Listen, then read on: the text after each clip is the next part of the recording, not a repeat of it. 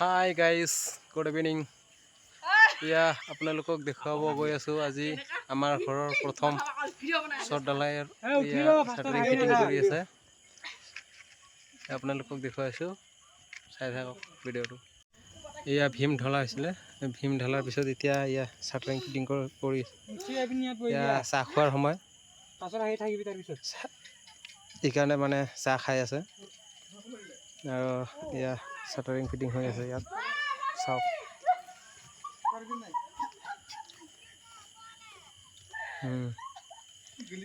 এয়া shuttering fitting হৈ আছে।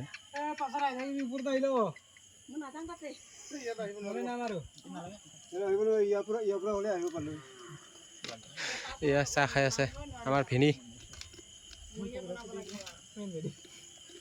মিষ্টাৰ হেড মিস্ত্ৰী জানিব। আৰু